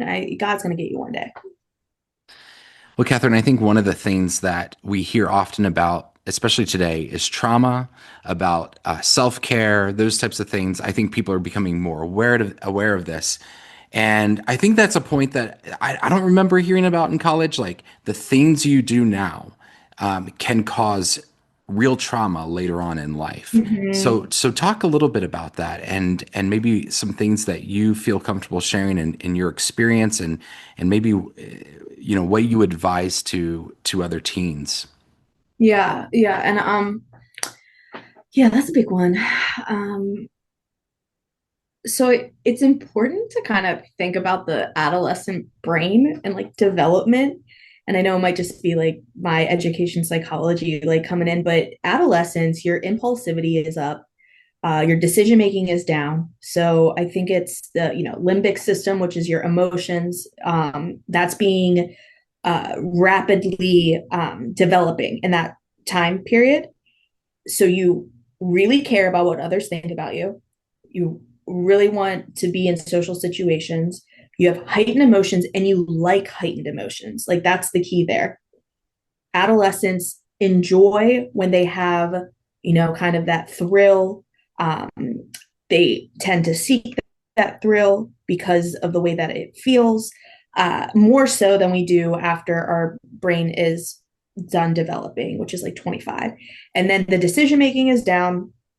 I don't want to say like logic, but your prefrontal cortex is the last thing. And so, like, weighing your options, being cautious, thinking through things and consequences, like that's not all happening, right? When you're in your late teens and early 20s. So when we hear about, tragedies that occur with young people, oftentimes you'll hear, like drunk driving accidents, something absolutely terrible, and like you can prevent it, but I don't want to say it's not necessarily their fault because they're not all there, right? And I was teaching them like I respect that you are going through a developmental period that we should be working with, not against. So the more education, the better. When you have those as a parent, having those sit down conversations about, never get into a car when someone's drinking, don't do drugs. You hear that all the time, right? Don't do drugs. Make sure you have the conversation of the this is what could happen, right? And you know what overdose is, right? But there's also things like the synthetic marijuana where like it's not real or something. Like I'm not quite caught up to date on that one, but it's basically like if you smoke it you die instantly, right? And it's like on the streets. And then obviously there's a huge drug problem with like prescription painkillers, and that turns into heroin. And I know that sounds crazy to talk to a 16, 17-year-old, but dang, you don't know what they're going to be coming in contact with when they're outside your home. So I remember my freshman year, I was at a party and it was the first time I saw cocaine. Right. And I walked in to just get my jacket, and this guy's like has a line like on his desk in his room, and I was like, is that cocaine? And he was like, yeah, you want some? I was like, no thanks. Like, just kind of like, what? Like, I've never even, that's real. Like, it was this kind of like boogeyman thing. Oh, people actually like do that. And I just remember my little bubble, it was popped then, and I was like, no, like, what do you mean? So and the thing is I'm curious, right? I had never seen it, I had never like been around it, so I'm like, can I watch you do it? Like that was my reaction, but at least it was smart enough to be like, no, I'm good, but I'm just a little curious, right? And so like my friends ultimately come up, they're like, what are you doing? I'm like, I'm watching this guy do cocaine. Like that happened at I was at a Catholic university. I mean, I'm 17 years old. First, yeah, taste of freedom, if you will. And I'm just like, no way. Like, and I do tell that story to my students because I'm like, you never know. Like, I went to this high school. I went to the same middle school that a lot of you guys went to. I had the same upbringing, sat in the same seats, right? And then that happens, right? And so it's like things you don't necessarily think about, like, what are you gonna do? And for me, it was always, nah, I don't do drugs. And I was an athlete my entire life, right? And I loved sports, and I ended up not pursuing it in college. That was a huge piece of my identity that was taken away along the same time that I'm in a new place. So not only am I we're talking about that freedom, but I also have a thing that took a majority of my time, most of my life, and it is no longer part of my identity. And that's a huge identity crisis in and of itself when you're an athlete and you stop playing sports. So knowing yourself is such a huge part of making any decisions. But at that point in time, 17 turning 18 years old, I did not know who I was. So when I was presented with things for the first time, I'm like, you know what? I might be this person. Let me just, give it a little try. I might be this person. Let me put myself in this situation. Oh, that didn't work. Okay. Oh, I like this. Okay, I'll do this more. I was figuring it out. And one evening, with my friends, and there's a group of people I don't necessarily know, but I know of, and I'm like, oh, I want to be their friend, right? They're like the people I like want to be seen with. Okay. And so I kind of venture off in a group of people that I don't really know that well. And they're partaking in some activities that I don't do, right? And I've already made it very clear, like, oh, like drugs were always like a no-no, right? And this guy, the classic teenage like that I thought was cute, was like, oh, like you should take some of this. And I was like, oh no, it's not really for me. Doing like the what I've been taught. I was like, you know what? No, like I know a ton of people that do drugs, and like nothing happens to them, and like everything would be fine. Like it's just a little bit. And so ultimately I made the decision, and that's why it's very hard to talk about. And when we talk about trauma, a lot of people, there's external factors, like you get a medical diagnosis, or you lose a loved one. It's these external things, and it's hard for me to share my story because it's all self-driven, right? I did all these things. I made the decision. I said these things and did these, and that's why like it breaks my heart, because I didn't have these all these traumatic events. I had a perfect childhood. Gosh, I had perfect parents, and like it's just I made the decision to do things I shouldn't have done, and I knew were wrong, but I did them anyway. Yes, my adolescent brain was still developing, and I was desiring to fit in and be cool and all of those things. But at the end of the day, I knew what was right and wrong in my core, and I chose wrong. So unfortunately, in this circumstance, everything was not okay, right? I get back to my friends and they could tell something was very wrong with me. And I'm lucky because I made some very good friends freshman year, and immediately they knew something was off. And they got the RAs, RDs involved, and they're like, look, she's not right. Something's wrong. And I do remember all of it now. And it took a long time to like recall things because of, what happened. But I thought I was talking the whole time, right? I thought I was like, help, like, like something's wrong. Like my body doesn't feel right. I can't really breathe that well. And this was right after I was with people doing illegal activities, right? So like you can kind of put two and two together. And all of a sudden I collapsed. And luckily I was at the dorm when this happened. So like on the first floor, like right outside of the elevators. And my friends went crazy. They're like, who was she with? Like, where did you go? Like they knew something was very wrong because I am not that type of person, right? Or wasn't then, still not now. But they got me to the hospital. Luckily, Duquesne is in the heart of Pittsburgh.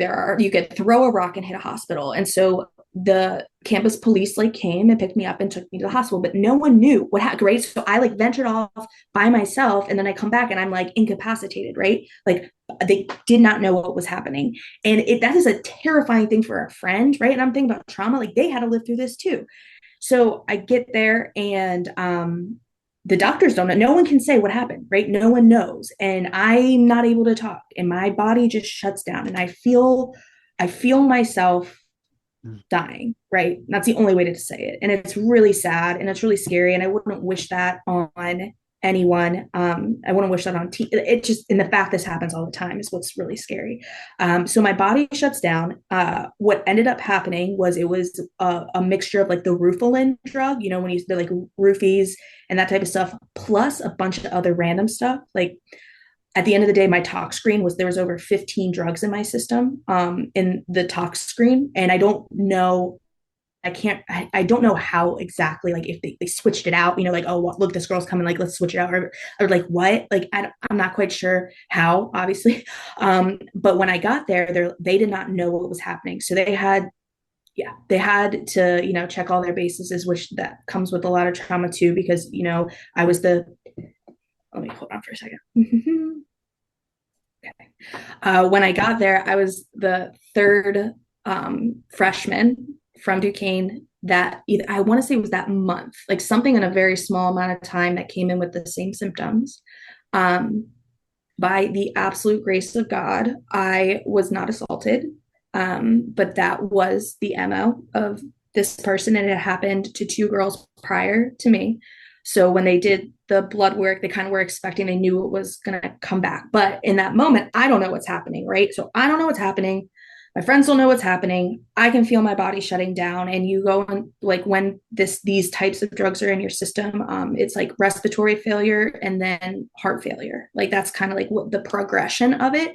And to tell you the truth, like I seized at one point. I do remember having a seizure because like it just crazy. And then like it just was a mess. Anyway, they brought me back. Like ultimately, like I died, right? Like I had a very, yes, like I died, right? And that's a near death experience, but to the point where it's like, okay, medically, like I was gone for, it could have been a couple seconds, minutes, maybe. I don't remember because there's no memory of that point in time, but I do like remember the moments of like, this is it, right? This is it. This is how I die. And it's hard to describe because you hear all these beautiful, I saw light, right? And these near death experiences that are shared often are I saw a loved one, or I heard a voice, or yeah, there was a tunnel and a white light, or I saw heaven, I saw Jesus, something along those lines.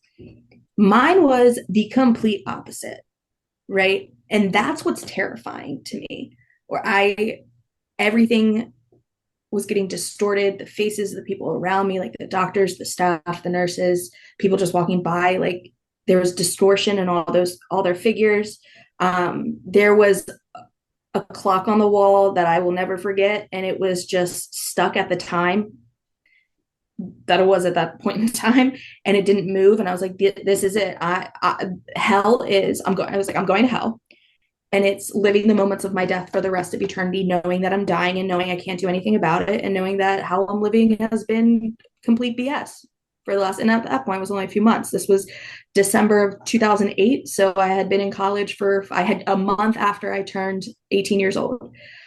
So yeah, it's hard. And even like, this is the first time really talking about it. The people, all my friends that were there, like they remember this, like it was yesterday. And we still, I know, so like we joked about the chat, like we still, like they joke about it. The next day. It's like, oh, remember when you died? Like it's great. It's funny, but also like not funny at the same time. Cause it's like, I obviously was not okay. And they did help. Anyway, it's hard to reconcile all of these things together, even in my memory. But when I got there, since I was 18 years old, legally an adult, they're like, do you want us to notify your parents? Right, that was the first question. I mean, I guess I nodded yes, said yeah. I was like, yeah, of course, I'm dying. Yes, you have to call my parents, right? So I had the wherewithal to be like, please call my parents, right? And after this whole experience, I was also on a bunch of drugs. So on top of that, not ever doing drugs and being roofied, I'm also high, right? Like, so I'm like, what is real? What is not? So I'm going through all of these things, and I'm seeing hell. Like, this is horrible. There was like flames, but they weren't burning, and they were like gray. It was awful. And mind you, I had not read St. Faustina's diary. I had not dug into what hell is at this point in time, right? And I did years later. I'm like, no freaking way. Like, I really think that I had a vision of purgatory or hell or something. And when I came to, I didn't remember anything off the bat, right? So I had no concept of why I was in the hospital. My grandfather, God rest his soul, my favorite human on the face of the earth, is next to my bedside crying. And I just was like, why am I here? Did I fall? And he's like, you don't remember. And still at that point, no one knew what happened. So he's in the dark. I don't know what happened. I wake up. I think I fell. I hear my friends in the waiting room, and they're like losing their minds because they're angry, right? They're like, someone tried to hurt you, or something happened that we don't know about, and they're trying to figure it out. And so ultimately, I got back. I had to go to like Duquesne, that type of, there's like a DU cares thing. I don't know how to describe it. It's just like helps you through like when you get caught drinking or out, but I'm like, I'm trying to explain to them, like, this is very out of care. Like, I don't know what happened. Like, this is not me. Right. And I laugh because I'm like, that should have been my wake up call. That was 3 months into college. Like, and I end up in a hospital dying. Like, hello, hello. Like, at but the next day, I just remember walking back from, the dining hall with my friends, and we're just laughing about it, right? Like, we're like, oh man, that was pretty crazy, huh? Like, yeah, that was pretty crazy. And I laughed too. Like, and I don't know. It's sad. It's really sad. And my parents came up, obviously, and they're like, what the heck? And I was like, I can't even explain myself, right? And of course they wanted to take their baby home. Like, they're like, what? No. And I was like, no, I'm fine. It was like a fluke. And at that point is I still didn't remember really until like months later. I like was able to piece together like the events, and I talked to people, and ultimately there was this guy got caught, and there was a case, and they asked if I wanted to be part of it, and I wanted nothing to do. I was like, no, like I the other girls were pursuing like legal action, and I was like, no, like I'm good. I wanted nothing to do with it, right? And they called me in, and they're like, look, like, do you want to be a part of this? I was like, no, no, not one point. And I didn't even tell anyone that they called me back in to be like, this is someone, a repeat offender, basically, like someone that was using a position to get close to vulnerable girls and would drug them and all that stuff. So I'm like, nah, I'm good. Like, I'm glad you got him. Like, and that was it. Like, part of me is like, why? Like, fight him. Like, fight. And I was like, no, I want to know part. And I was invincible. Like, oh, I survived it. And so it's interesting now on the other side of things where I'm like, I've had some really cool spiritual experiences, and we don't have to really get into them as a conversation for another time. But I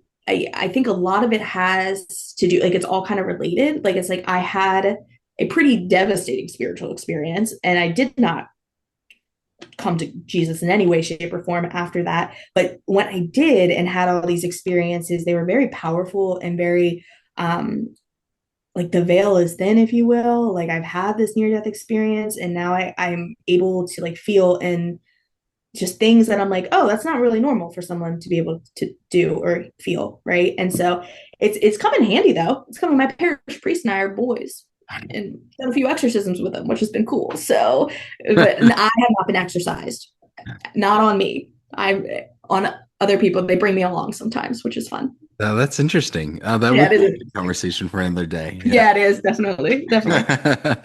Yeah. So okay, so you die on the hospital bed, Yeah, and you're brought back to life. You have these horrific visions of what the afterlife in your case looks in like, my case. Yeah, and it still didn't bring you closer to the Lord. no. So at what point did Catherine wake up and say enough is enough? Goodness gracious. 5 years later, maybe six. I don't even 2008.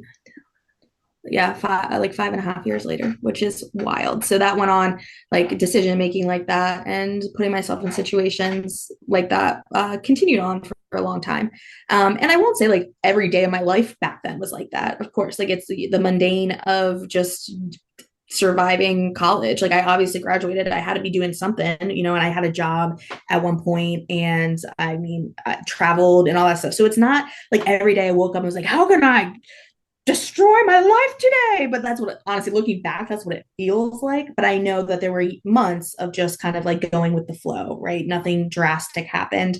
But I also wasn't drastically trying to, find truth at the same time. So after I graduate, I rewind. I always knew I wanted to be a teacher, like, from a very young age. Probably when I was like in middle school, I had like oh, I want to be a teacher. But then in high school, it became like, oh, I could actually do this. Right. And so I knew very young, I wanted to be a teacher. I always loved my social studies teachers because they were the quirkiest. So it's like, I want to be a social studies teacher. So I went to school for that. I went to Duquesne it was a dual major in history and education. So when I graduated, I moved home just to, find a job. And while I was like applying, I guess, because it was I graduated because I had to take an extra semester. I graduated in December of 2012. So, Yes, December 2012. So when I got home, the job postings for the next year hadn't been posted yet. So I'm like, how do I make a little bit of money in between, now and then? And I started subbing at Spalding. So I was just day-to-day sub. If they needed me, they called me. It was like $80 a day back then. I hope it's more now. But I was just in the halls of Spalding. And so one day, the principal calls me in his office, and I love this man, still love this man to this day. And he was like, "Hey, Katherine, like, I know you're an alumni. You went to a Catholic college. You were so active in your faith when you were in high school. We have a job opening, and we'd love for you to be a teacher here." And I'm like, "Oh, sweet. Like, who's leaving in the social studies department?" And he was like, "Oh, it's for theology." And I was like, "You've got to be kidding me." But like I said in the beginning of our conversation, it made sense if you knew me growing up and you met me, later in life, that gap there that no one was present for from back, like you would have never known, right? Like, so he knew teenage me well, right? And he knew I was a certified teacher, which was huge, right? So, in his head, since I went to a Catholic university, of course she's practicing Catholic. I had not been to mass since high school graduation. And so I'm like, "Oh no." And I'm like, "Let me think about it." And I go home, I talk to my parents, and ultimately I was like, "I'm going to do a great job. And then I'm going to switch over to the social studies department the next year." I knew internal movement was much easier than getting a job at a place. And the fact I didn't have to interview and I didn't have to apply was huge. And it was a school I loved. I thought it would be, I was thrilled to work there. Um, so I go in the next day and I was like, "I am going to be the best theology teacher the school's ever seen." Mind you, I didn't even believe in God. Like, it's crazy to look back, but the two things that we've discussed, the one thing I knew I wanted to be was a teacher, and I love learning. And those things are becoming apparent even in this conversation. I'm just like, wow, God reached into my life, and the only thing that I loved, the only thing I desired was to be a teacher. And in order to do that, you really have to know your content in and out. And I knew that, right? I was prepared to be a social studies teacher, but I'm like, you know what? I can learn this in order to teach it. Like, I can do this. I had a lot of time because I was hired in the spring. So I'm like, I can just prep all spring and summer. And by the time the school year starts, I'll be able to teach these lessons, right? Not teach the faith, like teach these lessons. Um, and in order to do that, I had to do a very intense Bible study. I had to actually open the catechism. Wow. Open the Bible. Incredible. I started going to mass and I was like, I should probably get well versed in this. And through that process of just learning to teach someone else, I internalized it in a way that I never internalized as a kid. I studied in a way that I'd never studied as a kid. Right. I took my time. I prayed for the first time in a very long time, and I just asked for patience because I was getting frustrated in the beginning there. And I asked for, clarity and wisdom when reading scripture because it's dense. And so ultimately, I was brought to God through teaching. And at some point in that summer, I'm in the book of Psalms, sitting in, I was living at home at the time. So I'm sitting in my childhood bedroom with my Bible that my godparents gave me at my confirmation, with my back against my bed. And I'm in the book of Psalms and I'm just sobbing. I'm crying and I'm like, this is the most beautiful thing I've ever read. Why have I never read this before? Why wasn't I taught this? And it was this, like, a moment that I really can't describe, this epiphany moment. Like, time stood still and it was like, this is your vocation, right? This is what I'm calling you to do. I want you to convey this to young people in a way that it was never conveyed to you. I want you to bring me to them, right?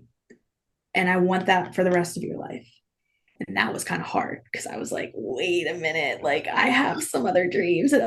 other goals. And I just remember I was so broken still, right? So I get this job, I put on a good face, I get this job. I'm still the same person, right? I'm still the shell of a human. I'm trying to learn, but I'm still, that's a lot. That's years and years. And some people go their entire lives in that state, right? The years and years of damage and decision making and trauma and suffering and like never turning. I'm lucky. I consider myself lucky that I only have that for a short period of my life, where I can now like turn to God and be like, this is okay.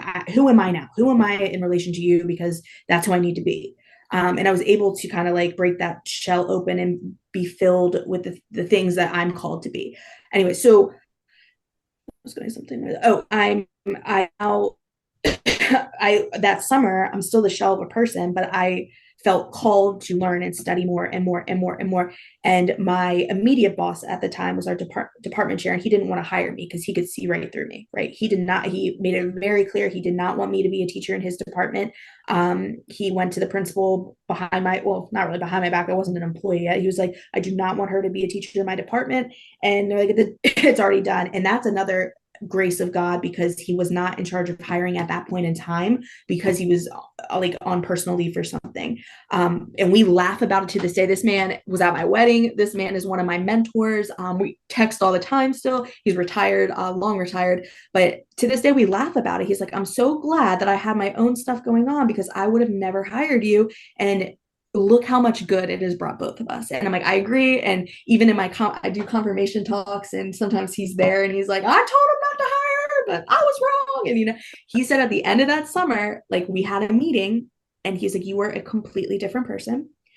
The wisdom, he's like, it was crazy to talk to you, because you were saying things that someone that has been on a journey their entire life would be saying, right? The wisdom, he's like, it didn't make sense, right? And that's God. Like, that's God saying, this is who you are meant to be. I'm going to give you the clarity of I'm going to give you, the things you're asking for, honestly, like understanding of this faith in a way that doesn't make sense. I would teach, and sometimes I would like black out when I was teaching on the Trinity. It's so hard to teach the Trinity. I would black out, and I would like come to you, and the kids would be like, that was the best lesson I've ever had. Like, that was the Holy Spirit. Like, that was not me, because I wanted my kids to understand it so badly. And I prayed for that. I'm like, please just let them hear this and let them receive it. And all of a sudden, I'm like dreaming lessons, right? I'm like dreaming in lessons. And I was like, it was God the whole time. And so I'm like, when people are like, oh, how do you know it's real? One, everything I've been through, but also the wisdom that I've been able to have that I know was not my own. Like, oh, it's not. And so it was cool. That summer was a lot of studying, kind of like the beginning of the healing process. And like I said, I was like, okay, like, if this is what you want, and I heard like, the rest of your life, I was like, if this is what you want, help me be okay. And that was my prayer, just help me be okay, because I was still just a struggling mess of a human, and I will give the rest of my life to you. I'll do it. I'll do it. And here we are, I guess. Yeah, I don't know, 15 years later. Is it 15? No, 12 years later, and I have not looked back for a second. It's brought about, friends and my husband. Like, whoa, that one's a whole, again, another story, another day. But like, we would have never met. We would have never met if it wasn't for me coming back into the faith. And now we get to raise our kids in an environment that both of us desire, that neither one of us really kind of had, but like, we're doing it now together and learning as we're going. And so it's just been, God is good. And so it's fun. And people that know me in real life, like, know I'm a teacher and know I care, and know, and like, they can come and talk to me, but it's not in your face. Like, even if some of my friends listening, they're like, wow, I didn't know a lot of that, because it's just parts that I don't really share a lot. I want to pause because you have said things that I don't think you realize you've said. And it's completely poetic, because you've used this term time stood still now twice. Oh, Once when wow. you were in the hospital dying, you're like, I looked at the clock and time stood still. And the other time when you were um, teaching theology. I think you just said it. Yeah, you're teaching theology. You're like, Yeah. and The then you Psalms, talked when I about was in the book like of Psalms. Yeah. blacked out. Like one time Yep. I blacked Oh, yeah. out. Yes. Yeah, Yeah. on Yeah. the deathbed, right? And the other Oh, time yeah.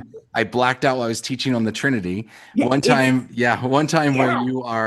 where you you had yeah, everything was distorted, right? Like all the faces were distorted. And the other time when your mind was being opened up to the Psalms. And I just think that's so beautiful. It's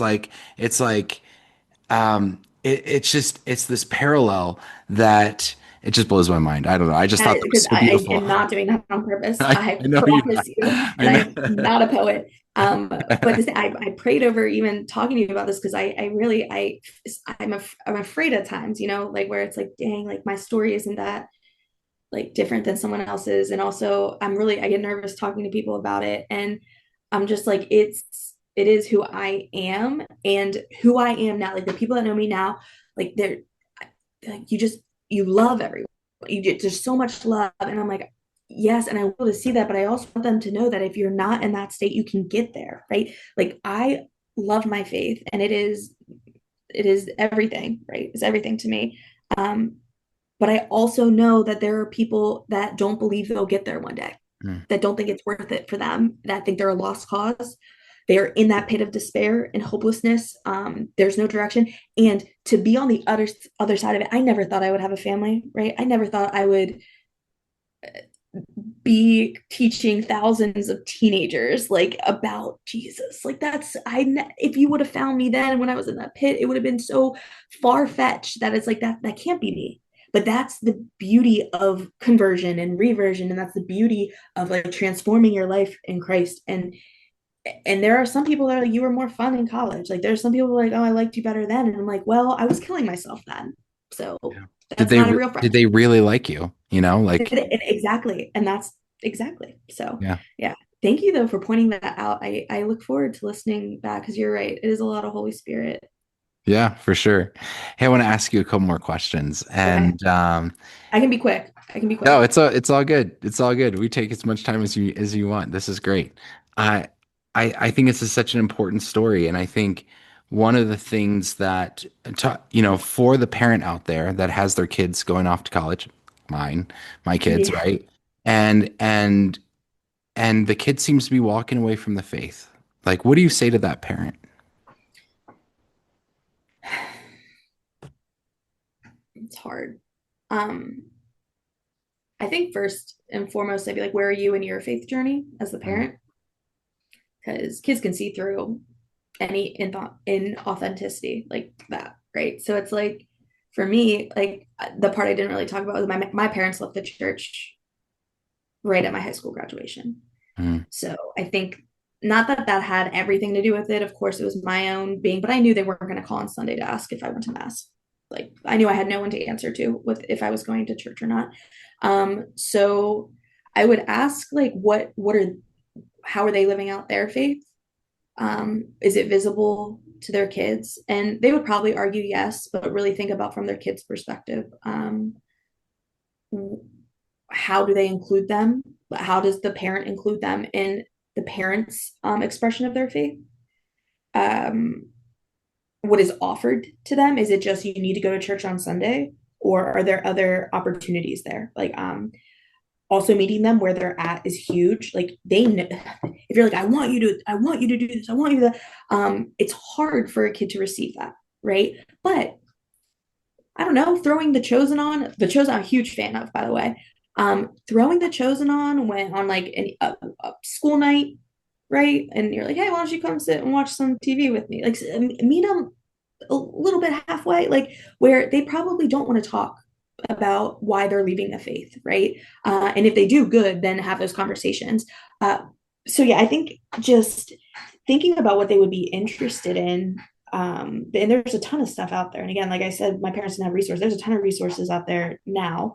I would see who they're hanging out with. That's always like you can kind of tell what direction they're going in by their friends and what the extracurriculars are in that friend group. Mine was always athletics and sports and like sure, but sometimes that meant on Sundays, right? And were we prioritizing sports over, church and all that stuff. So I don't know. I would try to find what they're interested in and figure out how to match that to the faith. And there's obviously like museums and art and Habitat for Humanity or things you do with your hands, like Catholic Art Work Camp, where there's the Catholic Church has an answer for it. Like that's always my thing. Where I'm like, it's big enough and broad enough. Like there's some thing for everyone. So yeah, I would think about their, what their likes are and try to cater to that.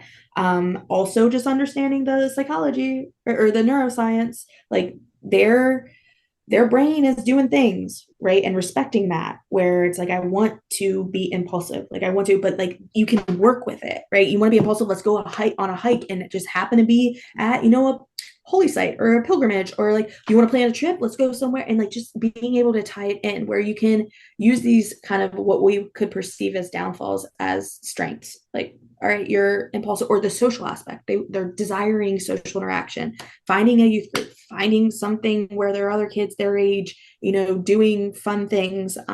So yeah, I hope that answered the question. Yeah, I think too, like, I think what you said, like, how are they living out their faith? I think is so important because I always say, like, kids are not stupid. Like, they see right through Yeah. facades. And so for these parents who are like, I love this verse that I'd never really understood until I became Catholic, and that is like childbirth may save you, or something like that. It comes, Mm-hmm. I can forget what Yeah. letter it comes from, but you may be saved through childbirth.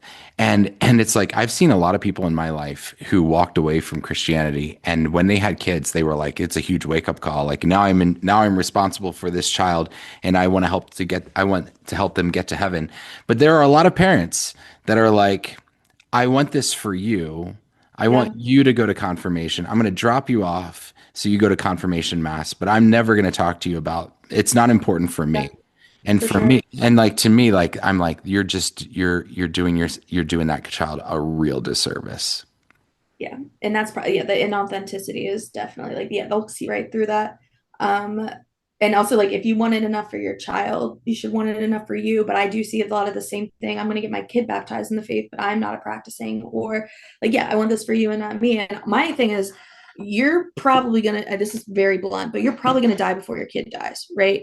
It's very rare, and it's very rare for you to outlive your child. And so, do you want to meet him there? You want to meet them there? Like, that's, and I know it's like really intense, and I probably would not say that to someone in a conversation, but it's like, if you desire your child, you believe in heaven and you desire your child to get there, wouldn't you want to meet them? Like, so your soul is just as important, right? And in my like earth side view, and we can say earth side view because we're here right now, like, that seems very like, yeah, you would want to go to heaven, you don't want to, you want to meet them there. But like, when we also know theologically that when you're in heaven you don't desire anything, right? So if some of your loved ones aren't, there, you're not really going to care, because you are in the source of all desire and happiness. So like, you don't want for nothing, but you also have your memories and you can recognize other souls. And so it's like, so he's like, I see my family, I met this I knew who they were without speaking, because you don't have your mouth. Heaven's a whole concept I love to talk about, but it's one of those things. It's like, okay, yes, you think it's important and you want your kid to be in this faith denomination because you desire this for them, but you can also ask, like, do you just desire the ethical teachings? Do you desire like the moral tenets of the faith? If so, you don't have to be a Christian, you can just live those out, right? You don't have, like, that's another long hard look in the mirror. Like, you can live an ethical and moral life and not be a Christian. So just don't claim it and be inauthentic. Or if it's that important, figure out why and internalize that why. Do the work yourself in order to lead your family in the appropriate direction, or just make that call that, you know what, I don't buy into it, and you can still be an ethical and moral person. Will we desire all people to be united in Christ? Yes. Will it happen? No. All right, Catherine, I have one more question for you, and that is, what do you talk to talk to the teen that's out there that's about to leave for college? They're like you, they grew up in a Catholic home in the Catholic community with a Catholic keep. Talk to them about some things that you would advise them based on your experience as they head off to college. Yeah, I think the most important is knowing who you are. And I know that is hard, like generally speaking, but there's plenty of stuff online. Like, figure out ways to self reflect and what you believe, and even write a list who you are, the different qualities, characteristics, like full blown, like, write a list of who you are, who you desire to be. It is going to be very difficult, especially if you're going to, public university, state school. Like, if you're not going to Ave Maria or Christendom or Belmont Abbey or Holy Angels, one of those schools. And I think there's only 23 on the list of there's like a list that are like, if you want to keep a Catholic identity, like these are the schools. And there's 221 Catholic schools, mind you, in America. And 23 of them would be, this is where you can keep your Catholic identity. So it's going to be very difficult. I don't even want to say next to impossible because that's harsh, but there are going to be a lot of influences in community that are going to be counter what you have been taught and counter Catholicism. Um, we're meant to be in community. We're meant to do this together. That's why the church is so beautiful. And when you are absent of the church and you are a standalone in a tidal wave, it's going to be very hard. So I guess my advice would be aware of that. Know who you are as you move forward into a new place with new experiences. Stay true to what you have been taught and who you believe that you are. On the other side of things, you can also do practical things like looking up the nearest church to campus. If it's local, walking the campus, seeing where things are, looking online. Is there, a Newman Center there, or a Catholic community on campus? Who is the person to contact? Reaching out to them before you get there. Like a bunch of practical things. Finding, reaching out to an advisor or maybe a future professor or an RA, like having a contact there that has been there, whether it be an older student or an adult, and try to build a relationship before you get there. So there's, yeah, practical and spiritual, obviously, continue praying for the parents of these kids leaving, pray for them, fast for them. Get your church to be praying for them, for them to remain, steadfast in what they believe, especially if they're not going to one of those, 23 super like Steubenvilles, yeah, so that's really important, and work with them beforehand on what they might experience. And I think that is huge. And that ties into even your young people leaving the church. The statistic is 80% of all Catholics who leave the faith do so between the ages of 18 and 23. And obviously there's developmental reasons for that, but you can get ahead of it, right? Where situational, right? And my parents used to practice this with like fire drills or being lost in public, or if you're at a party and like people are drinking and you don't have a ride, like what do you do, right? Where do you go? Who do you call? Where do you meet? Like all of those things. And so I would think that it would be very beneficial if you have a young person who's either going to college or going away from the faith. It's like, okay, like let's kind of test the waters here. Like if you are in this situation, here are your options. And they might not want to talk to you, but post-it notes or like writing on mirrors, very successful when getting through to your teens. So even like on the refrigerator, you could do an example of you go to a concert and you're underage. Do you drink? Don't drink. And then you can even under that, like on the mirror on that night, be like, I drink, but I have one drink and I'm aware of everything that's going on. B, I get blacked out, don't know where I am, or just not even blacked out. Like I have too many drinks. I lose either my phone or the people I'm with. Like let them think through their own consequences, or you stay sober. And guess what? When the police show up, because they will, you don't get in trouble and you don't have to do a breathalyzer and all these things where it's like, okay, just help them think about. And even if they don't do the activity, they're still seeing the scenario, and somewhere in there, they're doing like what I would do. Okay. Like this is what I would do. So you can just present different things to them in different ways. It's like, all right, let's do a quick, like, if this happens, who do you call? Right. And have that game plan before they leave. And often when I'm writing my, notes to my seniors that graduate, I'm like, have a person that will pick up the phone. Make sure you have someone that knows you back home or there, like knows you and can give you solid advice that isn't speaking to the version that you portray yourself as, but is speaking to you, actually you. So yeah, I think working with the science again, like, okay, you're going to probably partake in risky behavior, or you're going to be impulsive. You're not going to think things through. Before we get to that stage, okay, like to this day, I'm like, I know I go to the tree outside the house if there's ever a fire in the house and I'll meet my family there. Like, let it be that second nature, right? Let it be that second nature where it's like, okay, if I am at a party and I see someone with a gun, I immediately leave, right? It's not that hard. It's not that hard. Like, oh, it's all, someone on the other side of the park. It doesn't matter. It doesn't matter. You see anyone with a weapon, you get out of there, right? So it's just like instilling that like at an early age. And it might sound crazy. Like it might sound crazy. If you would have told me at 16 years old, a junior in high school, that you will be at a party when someone has a weapon, I'd be like, why? Like, no one I know would have a weapon. Like, it happens and bad things can happen because of it. So even like presenting it like something like that, you're at a party, someone has a weapon, what do? You stay. Okay, if you stay, these things can happen, right? If you go, oh, you can go watch YouTube with your friends in your dorm for the next, whatever, 2 plus hours. You can get early to bed, like, just helping them see scenarios and outcomes before they happen, I think would be really beneficial to teens and to those that are walking away from the faith to like kind of keep those values and like instill some, common sense there still. All right. Yeah. I think I answered the question. No, that's really good. I think about in work when I was doing sales, we always did simulated conversations. Yes. I love this activity. I would even ask my boss. I would have one-on-one conversations with him. I'm like, "Can we play this out?" It like seems super weird, but I'm like, It seems weird. let's play Yes. this out. Like you be this person, I'll be this person. Help me through this conversation and then give me advice afterwards. And I think those types of simulated conversations and experiences exactly what you're talking about, where you're not just talking through the scenario, you're actually like acting through it. And we do this all the time. Fire drills, for example, is Right. like you were talking about. Yeah. Um, Yeah.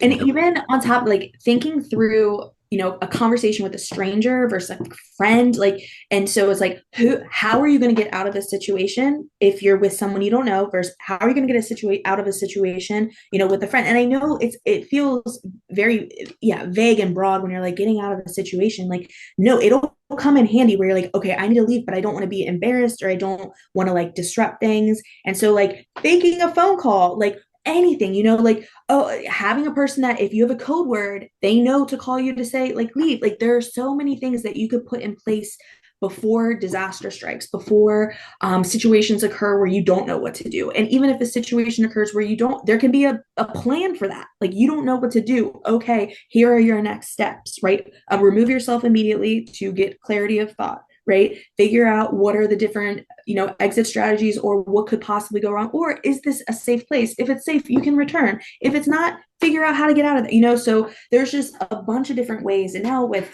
the technology we have today, location sharing, Uber, like all those things didn't exist when I was in college. So it's like there are a lot of good things that can come out of what we see as a little bit like overarching of our privacy. But like I think that there are a lot, again, good things that can come from that.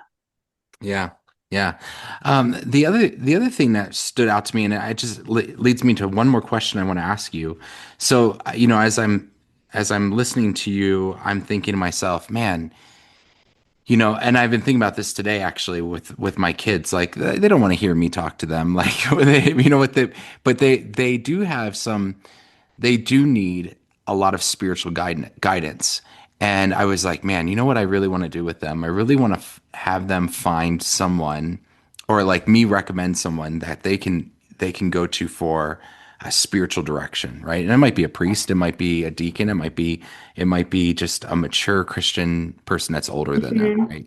And someone that can like grab them by the shoulders, like you said, and kind of be like, hey, this like what you're doing here is, and someone that they can confide in and trust, and they're not going to tell me, that they do this, that, and the other, and Yeah.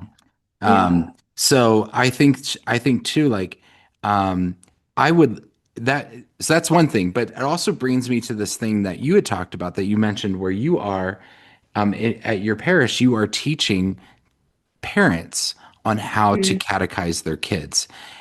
Tell me more about that. I think there's probably a lot of churches that would be like, "Whoa, what is that? What does that look like?" Yes. So it's fairly new, I want to say within the last 2 years, and they switched over to the faith formation being family based. I don't know if Mm. you've seen that, where it's like instead of Sunday school, there's a component of, religious education where the family does it together and they're supposed to like take it home and do the work together. But then they have like a separate thing for almost RCIA, but for Catholics already. Like they're already Catholic, and it's just catechizing them in a way that they may not have been catechized before. So just breaking down the faith in small, chunks. I think it's once a week. No, once a month. Maybe it should be once a week. I'll say that, but it's just saying like, okay, here's what the church teaches on this topic, and if these are some common questions that the kids will raise and might tie into other aspects of the faith because everything is connected. So they'll just cover a topic and be like, this is, a way that you can explain it to this age versus this age versus this age. And so it honestly feels very RCIA, like if for people that are already Catholic, but it's needed, right? Yeah. Like it's still the problem of ministry in churches. It's the people that are doing it, right, are the ones that are showing up. So it's like, man, we really need to get, the goal is to get the Catholics that need it, but it's like, that's the question of the ages. So, but like the parents that are coming to these meetings and like doing faith formation with their kids, they care, right? They want to be better and they want to, lead their children in the faith as truthfully as possible and as authentically as possible for them. So yeah, it's interesting, it's new, but it's I don't know, I can't say the fruits of it yet, if you will, because it's still so new, but it seems like it's going well. That's awesome. And hopefully it changes the culture, right? Like, I think that's part of it is that you have these scenario, like I think about it with my parish, my my pastor's like, he's up there on Sunday, it's like Corpus Christi, and he's like, Mhm. stay for the processional and stay afterwards. Please don't drive off, like and everything. And sure enough, half the Yeah. people leave, Yeah. and Right. so but I think and I think a lot of teachers or people like we've been thinking about this starting something like this at our parish, and I think there's a lot of people that get discouraged at the thought of like, well, what if it dwindles down to you have three people that show up on, when we do this. But I think it's also about persisting through it to create a culture, where people say, no, this is what we're going to do. There's a reason why Protestants have this kind of idea of, or like they have this kind of stigma among Catholics that they really know their Bibles because they go to Bible studies, they go to Sunday school and they, like this, and Mhm. this is the culture that's created in these Protestant circles over decades and decades and decades. So hopefully, I just think that's awesome that you guys are doing this, and hopefully that will create a culture where the people that Yeah, need it. creating a culture is difficult, and yeah, we could talk about that forever because just pastors coming and going, and I'm like, oh, we were just getting something good there. So yeah, it's the church, so there's pros and cons always, but yeah, it's a cool ministry, and I think ultimately it will lead to families, which you need like whole families coming closer as a unit and closer to the church community and closer to God. So, and that's all we can ask for. Catherine, do you have, I know you do speaking around to different parishes and things like that. Mhm. How can people get in contact with you if they want you to come to their parish? Oh wow, that would be awesome. I'm actually, you can probably cut this. Oh, anyway, I'm telling you this. I'm doing a talk at Old Dominion. Did I tell you that? That I'm the Hmm. keynote speaker at a retreat in October. Yeah, I'm so excited for it. Anyway, but it's through email. Email would be great. So it's just Katherine period Mosco at gmail.com. And I'm on social medias, but I don't really use them for uh, work, I guess. It's just purely my personal social media page. But feel free if you want to follow me on Instagram. It's just Miss Mosco, MISSMOSCO. And then, yeah, Facebook, it's just Katherine Mosco, but I don't really post on there. So Instagram will probably be the best way to reach me if you desire to find me on social media. Very cool. And I'll put links in the show notes so people can easily email you or find you on Instagram and invite you to a retreat or to their parish.